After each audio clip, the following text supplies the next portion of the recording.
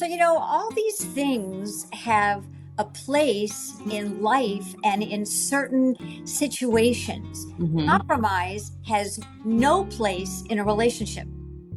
I'm going to say that again. Wow. Compromise has no place in a relationship. Why? Because if you're compromising, then you're not getting whatever it is that you want fully. All right. We'd like to welcome you back to another wonderful episode of Beyond I Do podcast. We have with us a guest by the name of Dr. Jackie Black. Dr. Jackie Black was a therapist for many years, working with couples, and made the shift many years ago into coaching. Before coaching was really a thing, Yeah. She said it just spoke to her and felt more like home. And so she gives us some wonderful little nuggets and pearls of wisdom. Her personality is so open and charming. Yes. So make sure you stay with us. And here we go. All right.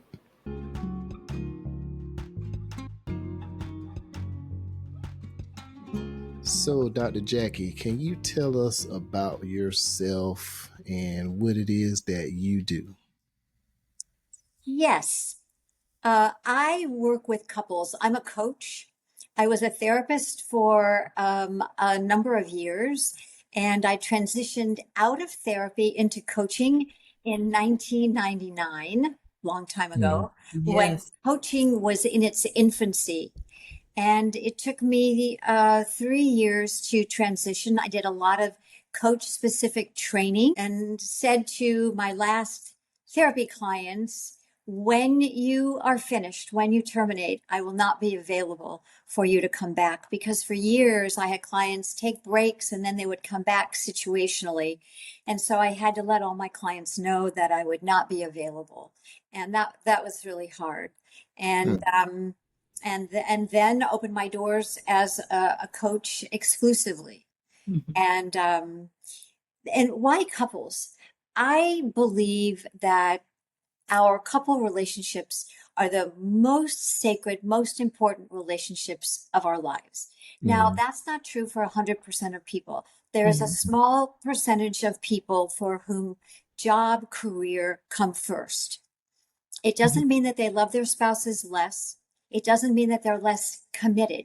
It does mean that their attachment to their spouse is different in terms of, so I'll just speak for myself. If something was going on and Mark and I, for example, were having a rough patch, or we had had a disagreement, I would be a little down all day, right? I have to tell the truth. When everything was wonderful with him and wonderful in our relationship, then everything was fabulous in the rest of my life. And most people are like that.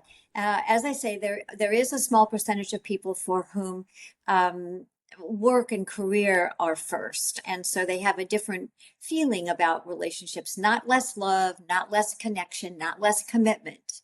So I want to be really clear about that. And so I believe that couples don't sign up for fine.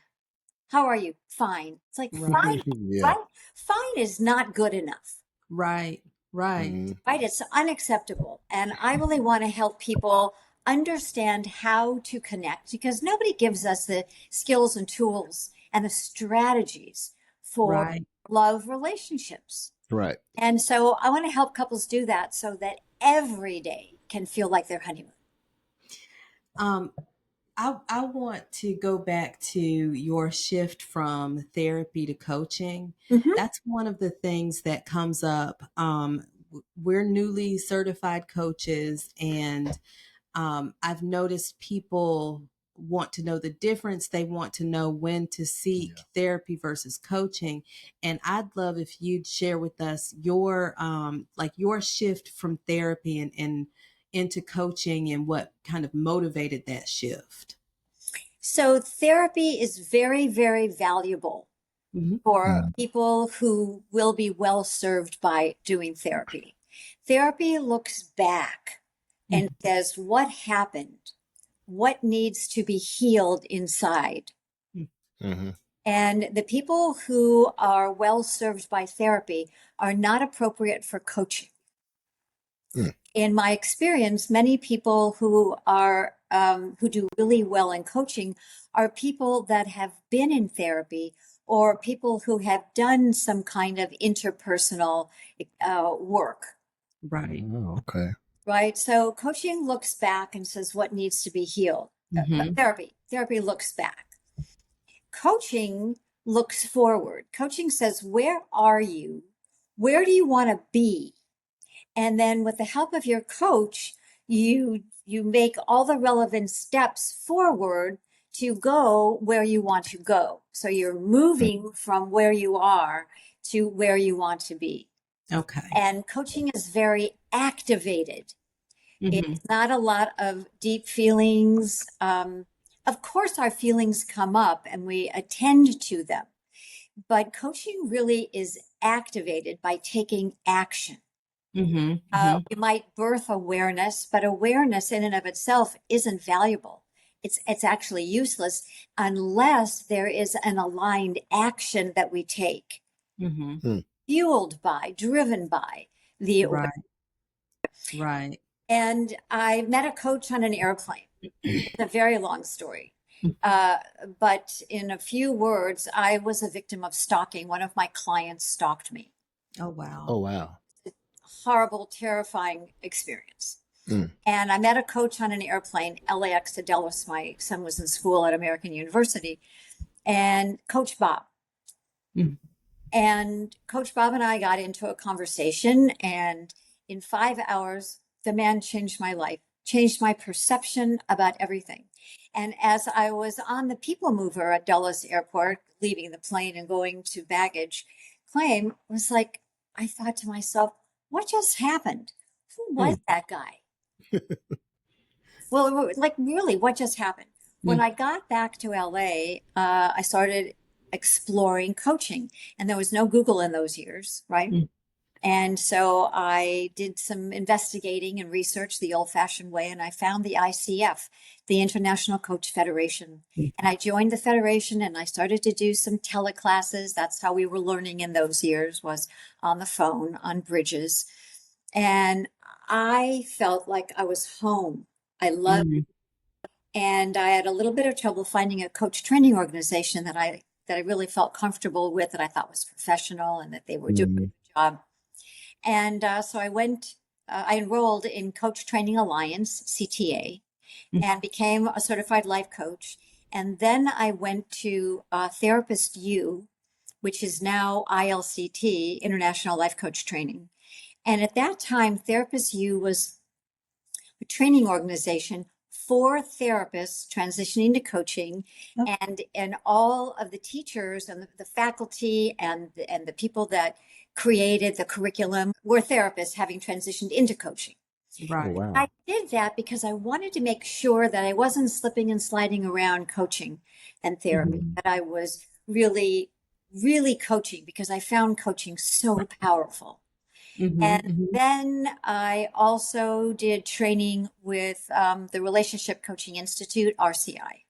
Okay. And I did dating coaching and was a dating coach for a while, and then advanced coupleship training. Okay. Mm. And then years later, just to put a final point on the story, in 2014, David Steele, who was the founder and CEO at RCI, invited me to join him and to reimagine the coaching curriculum for the advanced partnership. Wow. Oh, wow. So I had an opportunity to develop the curriculum and to train the first cohort Oh, wow. of couples coaches. So I've been around doing this couples coaching a really long time. That's awesome. That's awesome. Wow. Yes, that is. Speaking of long time, you say that you've worked with over 1,000 couples. What types of signs can you tell us to look out for within a marriage, within a relationship, that shows that we may be drifting apart? We need to kind of check in.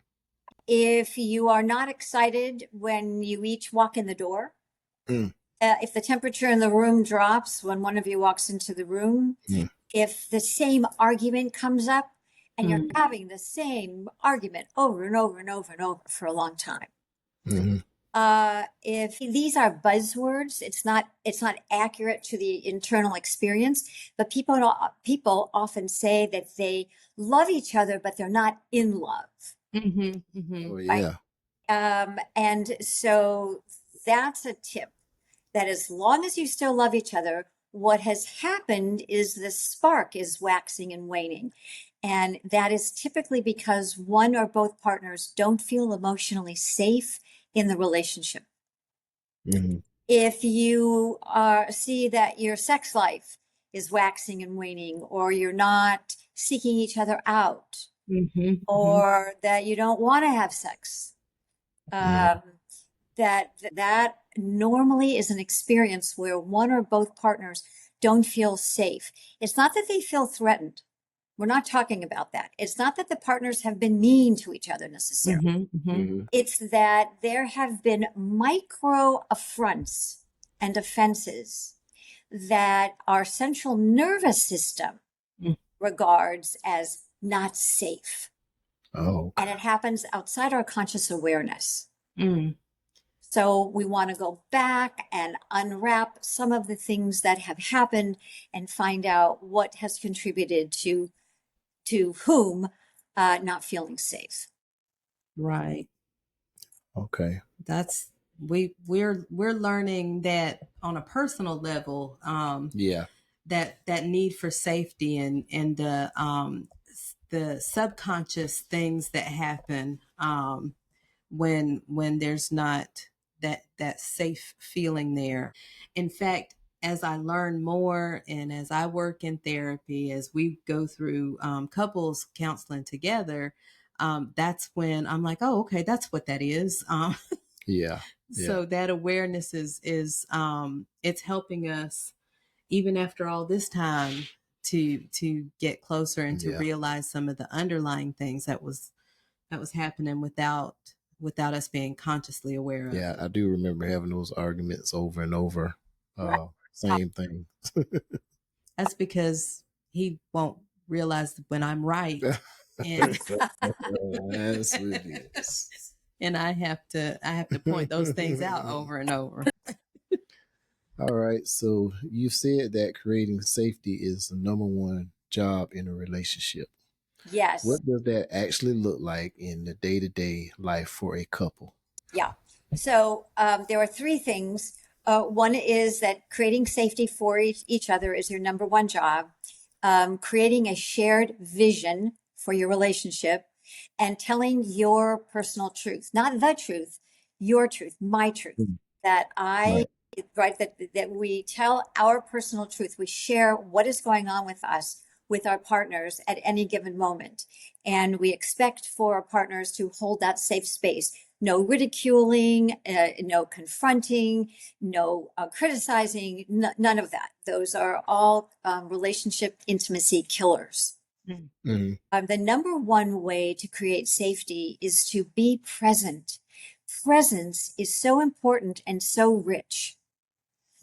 So let me give you an example of a micro moment that is going to cause somebody's heart to go, right? In a moment, for a second. It's a little thing, but they build up.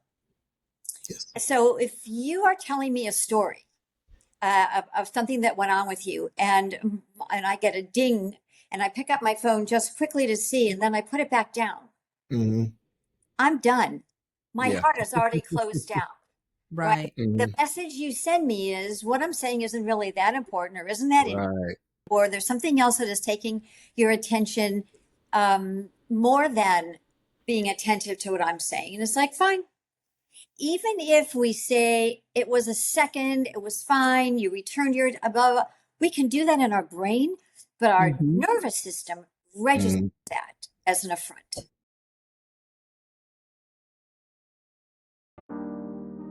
What do you want your marriage to look like 1 year from now? Season 4 of the Beyond I Do podcast is almost here. You'll hear from couples, expert guests, and of course, us. Oh, yeah. Real stories, real struggles, and real growth. We're talking marriage first mindset, stronger connection, healthy conflict, and of course, cultivating your friendship. That's right. The first episode goes live on January 6th.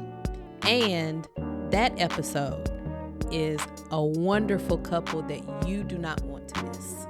All right. Until next time, we gonna holler at y'all. And I know that that's a huge issue, just in general with the cell phones, and that being connected at all times to work and to social media and all those things can be distracting. So along those lines, how can we tell if our partner is not feeling safe? How can we tell that little thing may have affected our partner? What types of things do we look for in our partner to be aware of? The same things that we look for in ourselves. If they don't, if they're not excited to see us, if they don't seek us out, seek out our company, if they are less romantic or less sexual, Okay. and we can ask. Right. Right. Yeah. Simple I thing. know. I heard this woman on a podcast, and I know how important it is for both of us to feel safe with each other. And I've been thinking a lot about that. And do you feel emotionally safe with me? You know, do you even know how to tell that? Because I didn't even know what to look for when I first heard her talking about safety. So Wow. have a conversation about safety. And it might be that your partner may not even have that idea. Oh, safety? Let me think about that. Or Right. I say, yeah, no, I feel safe. It's like, let's take a minute and really unwrap that. Let's look at it, because it's a big thing in relationships. And I want to make sure we both are doing everything we can to keep ourselves safe and to hold a safe space for each other. Right. Right. It's amazing some of the things I've seen people ask on social media with regards to their marriage or their partner, that they're comfortable asking thousands of strangers, but not the one person that they have pledged to live their life with. Because it is a risk to be vulnerable in the presence of partners. There's more to lose. But there's nothing to lose talking to thousands of people who we don't know and don't know us. Right. The risk of exposing ourselves, our true feelings, our fears, the risk is that we might be judged. We might be unloved. They might reject us. They might withhold or withdraw. So the risk is huge to share that. Okay. And I think that's where in fact, for us, therapy has helped me with that bit, the vulnerability, the safety, the my body reacting to things without my awareness. And I've been able to use the tools that we have learned about with coaching to apply those things once I can name the things that are going on inside now. So it's made a big difference. Yeah, I think that a lot of times, I know for men, we look at being a protector in a physical sense of, I protect my home, I protect, the household, but we don't tend to look at, protecting our partner's heart, our wife's heart, and protecting, creating that safe space for her. So I think that's definitely important. Definitely. So wise. Yeah. So we understand how it is for couples to get into a routine and they just coming and going, work, home, dealing with kids. So how do you help couples move beyond just logistical conversations? Schedules. Sorry, I things didn't like that. interrupt you. I just got so excited with the question. That's exactly, and you're exactly right. It's the logistics. And we get so sucked into the logistics that our relationships become all about the logistics, and we lose the yumminess of the emotional connection, right? So the way that we either reconnect that yumminess or deepen it is with our deliberate intention. Mm. Our deliberate intention. There are 4 critical moments in the day. This is one wonderful process. 4 critical moments. When you get up in the morning, when the first person leaves the house or leaves the living area to go into their office, when the when the second person returns to the home, and when the first person goes to sleep, if you don't go to sleep together.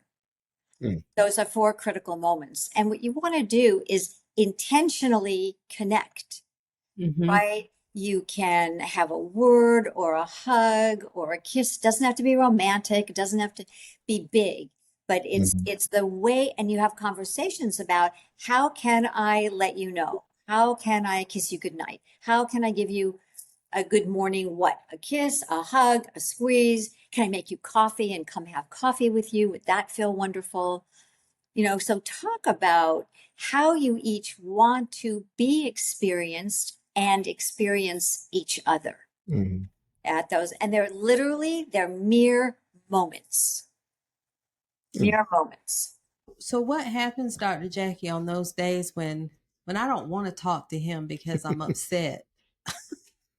and I don't want to talk to him or know how his day has been, but I also don't want this to linger and to grow into something else. So how do I start that dialogue if there's been conflict, if I'm not feeling safe, if I'm not feeling those things, but I know that it needs to be done?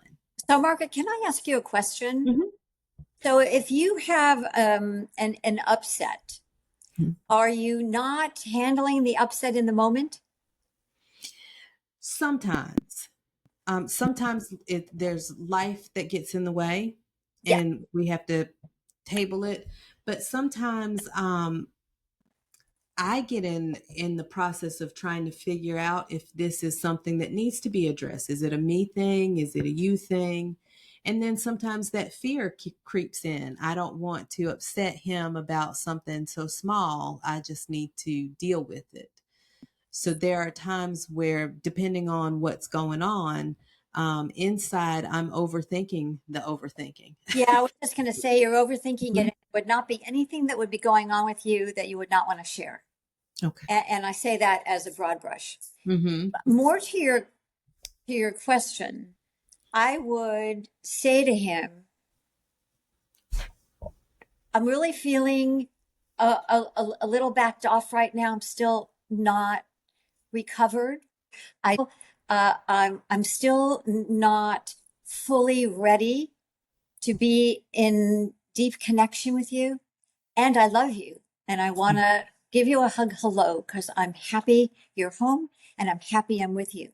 Right now, I'm still working on what happened yesterday. Okay. Right? Tell the truth. Always tell the truth, because you're in this for the long term. So you want to feed the relationship that you're committed to for the long term and own that in the moment, you're still not my best friend in this moment. And I think that's something that going back to what you just said, that's important, because with the guys, we tend to well, she hugged me and she kissed me, so everything is all right. Yes. So it's important to mention that in that way so that we understand, okay, it's not done. It's not done. And I would add, as soon as I know more about myself, I'm going to come find you because I want to talk to you about it. Right. So then he's not guessing and he's not wondering, and you're not withholding in a grudge kind of way. You're processing, and you deserve to do that. Each partner in a relationship processes differently and takes longer or shorter time to process. So as long as you are reassuring him that you love him, you're not going anywhere, and you're working on trying to figure out what's going on with you. All right. So can you explain to us what is your win-win-win concept? Yes, I love that you asked. Win-win-win. That's one of the foundational pieces that I work with couples on. Win-win-win. I win, you win, we win. Oh, yes. Right? Whenever you're making a decision or you're having a difficult conversation, There's something that you will do or not do at the end of the conversation, a decision, an action, an understanding, empathy that you'll deliver and receive. You want to make sure that it matches for you, that it matches for your partner, and that it matches for your relationship. That we is so important, because my 100% self steps into relational space and is present with your 100% self. And we co-create our we. And the we is a third energy entity that gets co-created by us. And we want to really operate with each other with that recognition. So I win, you win, we win. And if somebody's not sure or feels like maybe there's not a win somewhere, then you're not finished. You go back to the table and you keep talking and you keep working through whatever isn't quite right. Or you take a break and bookmark it. A bookmark is something that says, I need a break in this moment. I need to gather my resources, or I feel really depleted energetically. This is important and I want to come back to it. Implicit in the word bookmark. It's my word and my definition, but right, but it's implicit. I want to finish this conversation, because so often we know people who sweep things under the rug, who would love an opportunity to walk away with something unfinished and never come back to it. That's not what a bookmark is. And then you say to each other before you step away, when will be a good time to resume this conversation? Yes. And then you decide in that moment, okay, the bookmark is 6 o'clock tonight, or tomorrow at 4, or the day after at 8 in the morning over breakfast. You decide. Now, couples have maximums. They've got floors and ceilings. Some people need a little more time to process. Some people can't go 2 or 3 days with their partner being mad at them. That's legitimate, right? It's completely legitimate to say, I don't want you to be mad at me for 3 days. I really can't tolerate that. So for most couples, it's anywhere between an hour and 6 hours. 6 hours is a really long time to process if you're serious about processing and getting to the other side. Right. So the difference between compromise and alignment, we're told to compromise, we're told to come together and both of you come up with a solution where you compromise. If you could explain to us the difference between me crazy. There compromise. So all these things have a place in life and in certain situations. Compromise has no place in a relationship. I'm going to say that again. Compromise has no place in a relationship. Why? Because if you're compromising, then you're not getting whatever it is that you want fully. That is not okay. That is going to show up soon in your sex life. Couples who have great sex don't compromise. Because when you compromise, when you settle for less, when you give in or give up, you are not getting your needs met, and your needs are legitimate. Right. So there's no compromise. Forget compromising, giving in, giving up, or settling for less. I've had clients in the past who, I told him to go ahead and go to the gym because I want to do this for him. It's like, yeah, no, there's no altruism either. So you want to say, I'm noticing that you're a little uptight or a little nervous, or I've heard you sort of clip your words a little bit this morning. I'm happy to support you to do whatever it is that you need or want to do today. So let me know what you need and let's figure that out together. You cannot unilaterally decide that he should go to the gym and you're happy to stay home. No. There's no altruism. We're not doing anything for each other. we're co-creating whatever it is that's going on together. Does that make sense? It does. Yes. It does. And I think that one reason compromise tends to be more appealing is because it's easier. There's work that goes into, we both have these two things going on, and we need to figure out how both of us can get our needs met. And I think that work and effort into coming up with that solution or co-creating something that works for both, there's a lot of work there, and a lot of people don't want to put in that work. It might be easier on the front end, but there is a huge price to pay. Right. That does not come for nothing. That ease. Right. Yeah. And that kind of hurt me there a little, Dr. Jackie, because I've been telling people all these years, relationship is all about compromise. So I've been telling them wrong. Oh.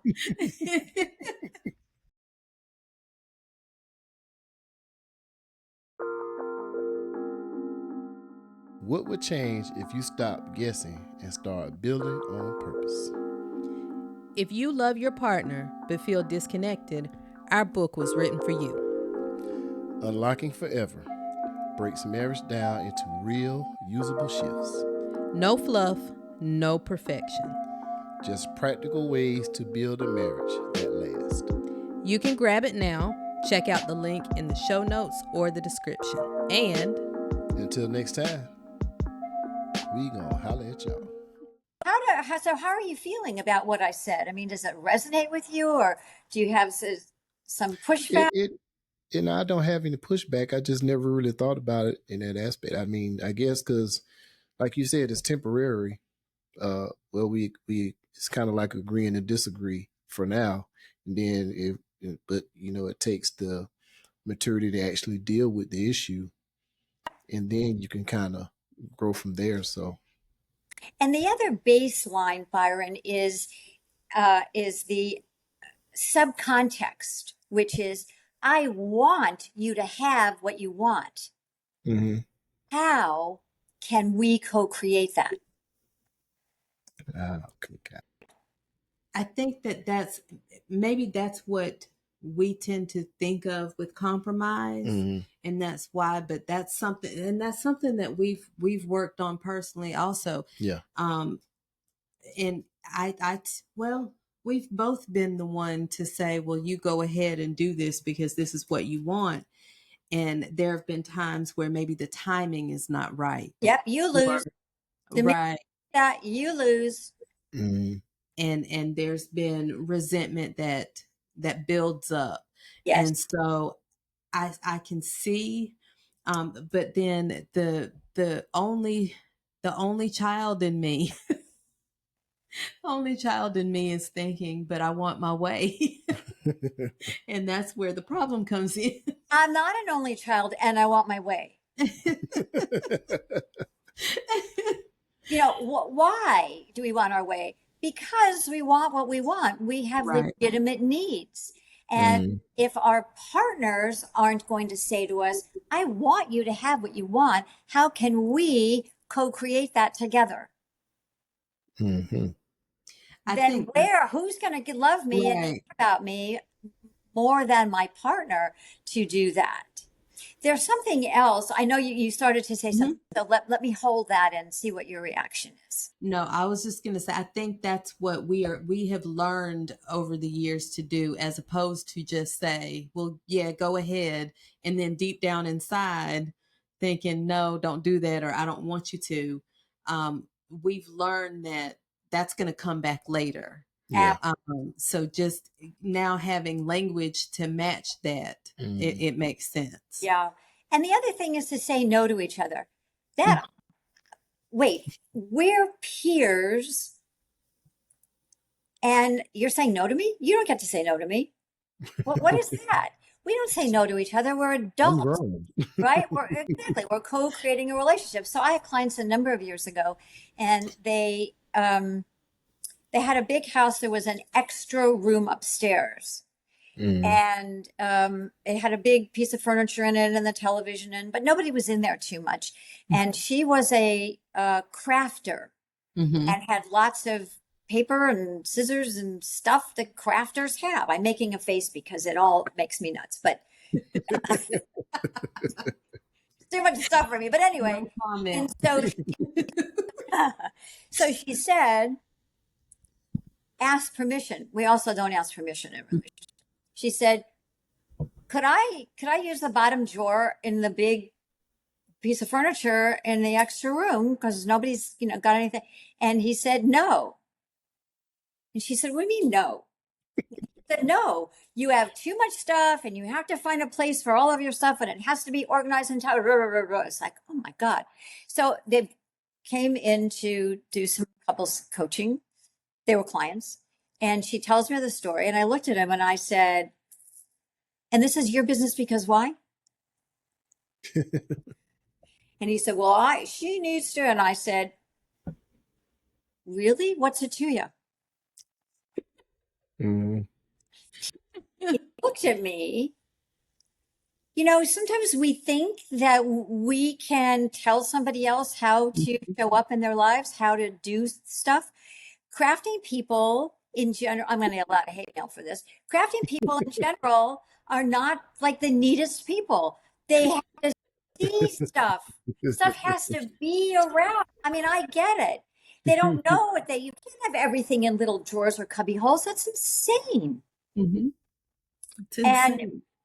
And because we non-crafters and tidy people may not understand, and it may sort of ruffle our feathers, we do not have the right to tell our partners how to show up in their artistic way, in their artistic energy, in an energy that is theirs. Now, if you're bringing your stuff into our bedroom or into the kitchen or I want to say my dining room table,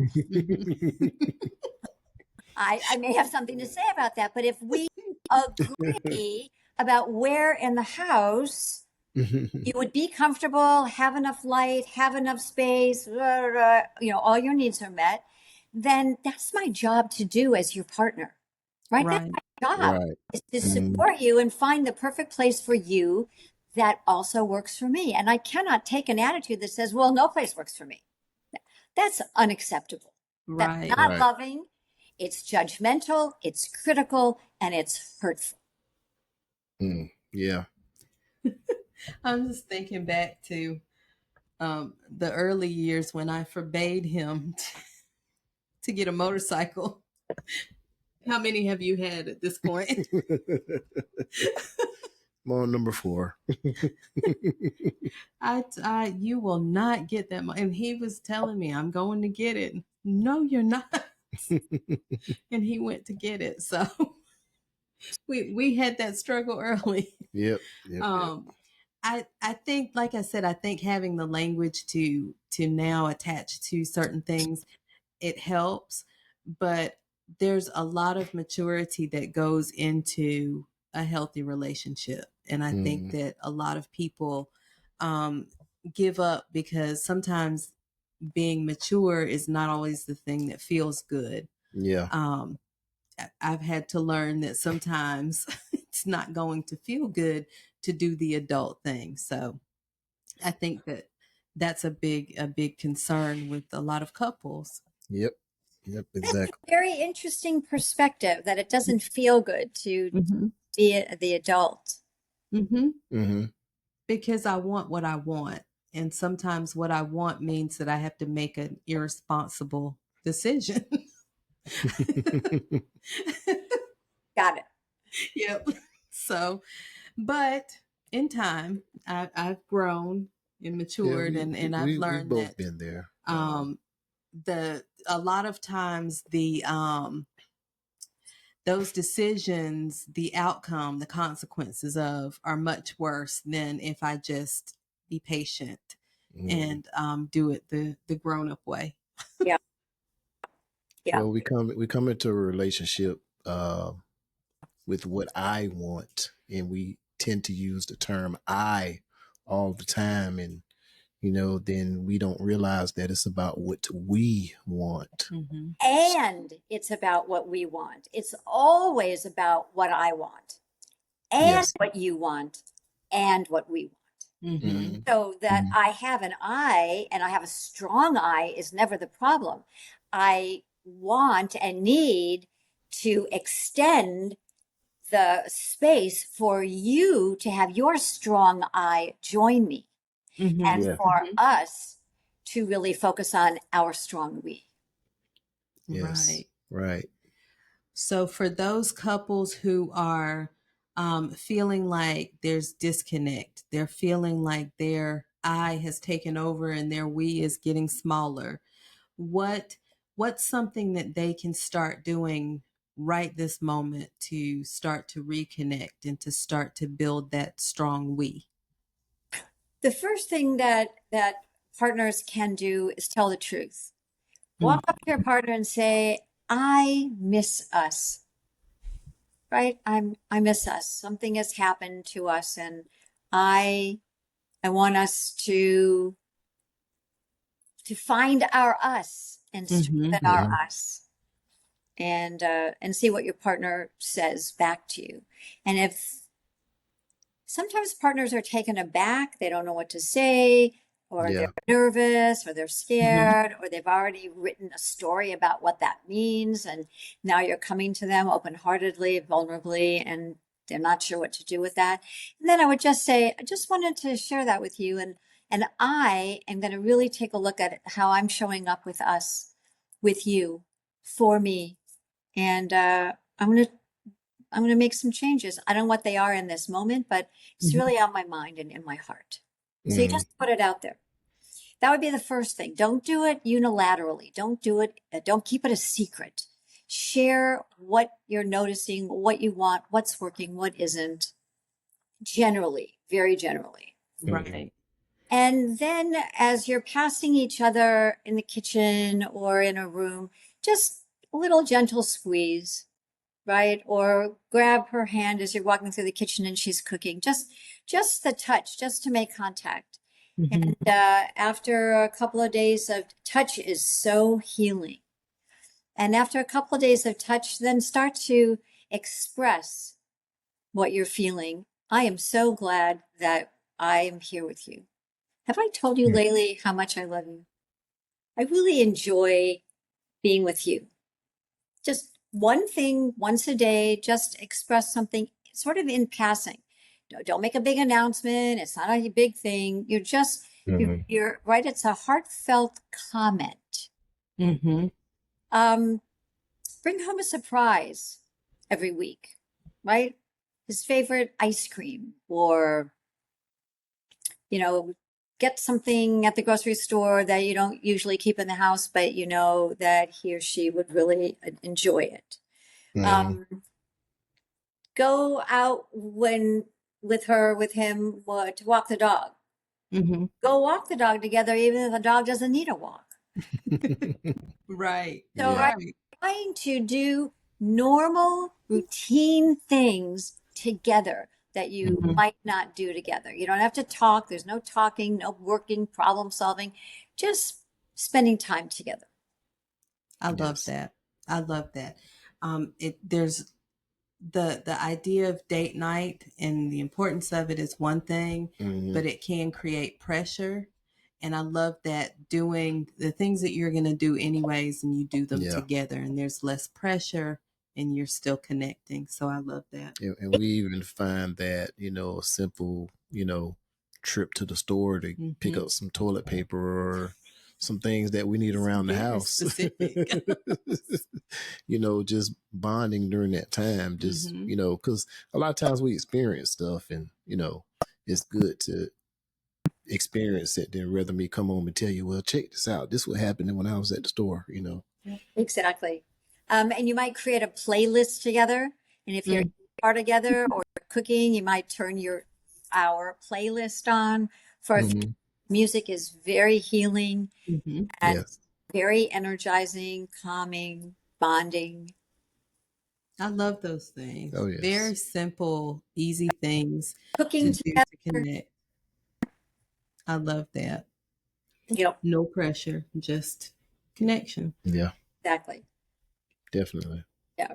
Regular things. Don't go out of your way to do. And I'll finish my sentence. Don't go out of your way to do like gigantic things, Herculean actions, right? And dating Right. sometimes, as you say, creates too much pressure Mhm. and it winds up, well, people go with expectations and they come back Yeah. Right. Right. And Absolutely. expectations, when they don't go as we plan, always hurt. Yep. always. So, Yeah. yeah, always. Dr. Jackie, we want to thank you so much Yes. for taking the time, for sharing your expertise, your knowledge. Your spirit is beautiful. We have enjoyed speaking with you. We have learned. We've also listened to some of the tidbits that you've given us and realized the growth that we've experienced based on that. So we Yeah. thank you for that. Oh, Mark, thank you so much. Thank you And for inviting me, and it was such a pleasure. absolutely. Oh, yes, absolutely. Absolutely. Yes. And if any of our listeners would like to reach out to you to learn more about your services, how can they find you? They can go to my website, which is drjackieblack.com, drjackieblack.com. I'm on Instagram at Dr. Jackie Black. And those would be the best ways to, when you're on the website, there's a link. It says, let's talk, and it'll take you right to my calendar. And there's a contact page, and you can send me an email as well. So any of those ways. And don't hesitate to do that. I really love talking to people. And sometimes just in a brief conversation, you'll get an aha moment or something that could be really powerful in the moment. Right. Oh, yes, I've had a lot of aha moments. I realized that compromising was a no-no. Yeah. I got to stop saying. I hadn't told anybody that in a while, but Now I'm going to go back and check previous episodes. But again, we thank you, Dr. Jackie, for your time and for your expertise. Yes. Wow. That was a wonderful conversation. That was very intuitive. That was eye-opening. I did learn that there's no compromising in relationships. We used to do that. Yeah. And we're still working on it. But what we have learned is that when we say, yeah, go ahead, and then deep down inside we're like, no, I don't want you to, that builds resentment. So I'm glad that Dr. Jackie has given us language now to express those things. So that was eye-opening for us, and hopefully so I guess it's safe to say that a lot of times when people, it's not that we don't understand each other, it's that you don't have the language to express what you want to express at that time, I think that's a lot of it. And I think that also she spoke about the nervous system and how and that's something that we experience. If I'm feeling that you're upset with me, it may not even be a conscious thing, but I start to pull away, or I shut down, or I don't express my feelings because I don't want to push you further. So that was good. That was good for us. That was good because a lot of times we don't have the language. So hopefully that helped others as well. Yep, exactly. So we appreciate y'all for joining us on this episode, and until next time, we will holler at y'all.